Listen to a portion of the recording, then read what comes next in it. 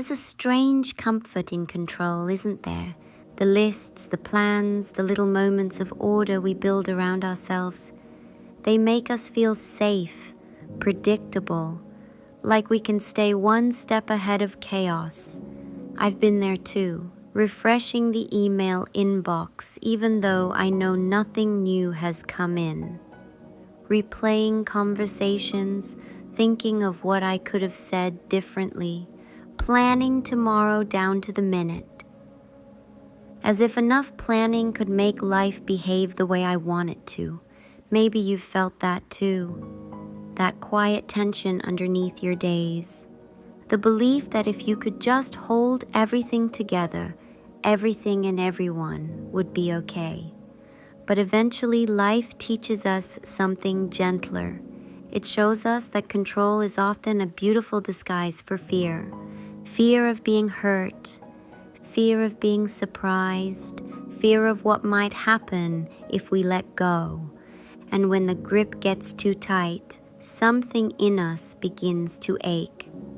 The body feels it first, the shallow breath, the clenched jaw, the shoulders that never quite drop. We call it stress, but underneath it, it's really the body whispering, "Please let go." I remember a morning when everything went wrong, the kind of day that unravels before it even starts.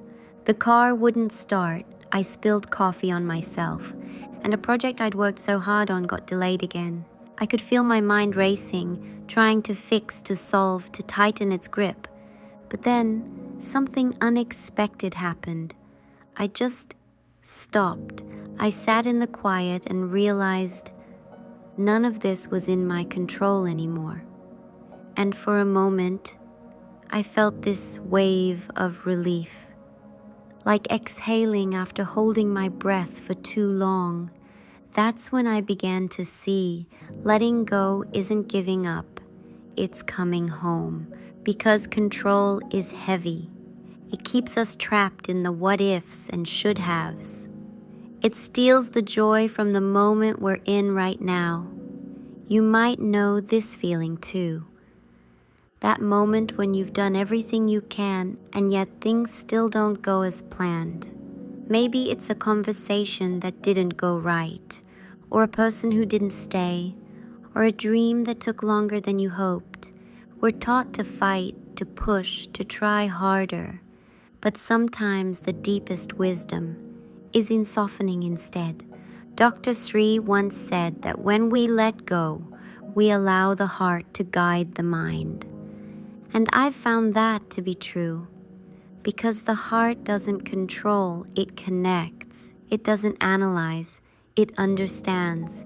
When I stop grasping for certainty, I can actually feel that quiet intelligence moving through me, reminding me that life doesn't need my constant management to unfold beautifully. Letting go doesn't mean you stop caring.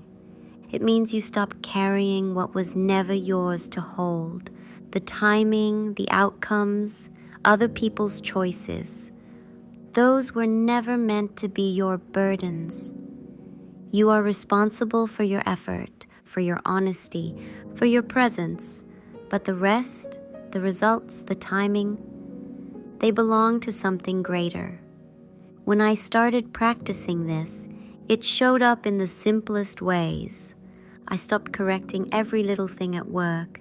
I stopped rechecking my messages. I stopped expecting my days to follow a script. And strangely, life started to feel lighter.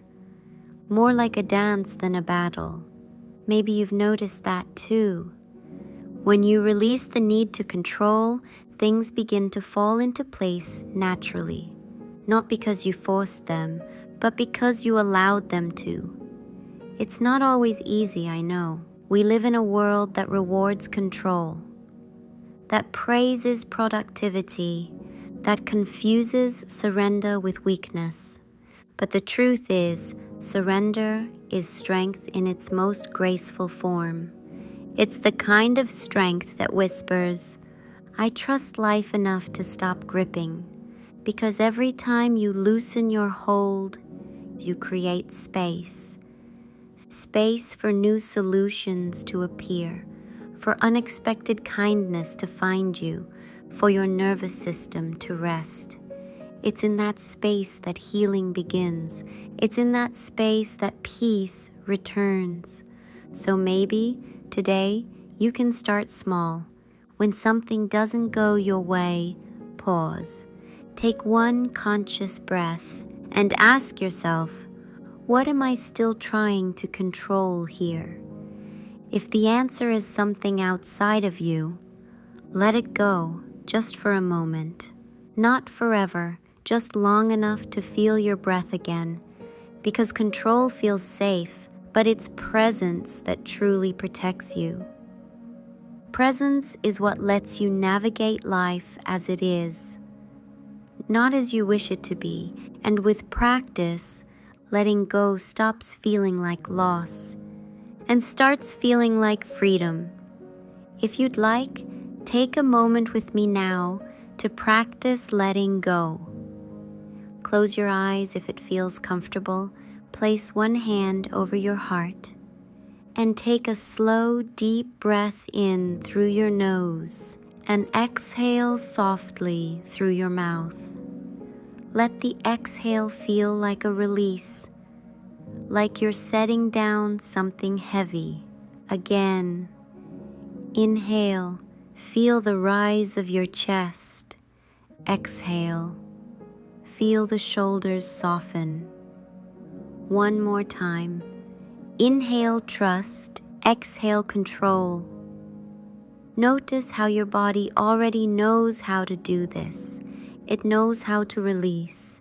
You don't have to force it, you just have to allow it. And maybe in this quiet moment, you can feel what's underneath all that effort.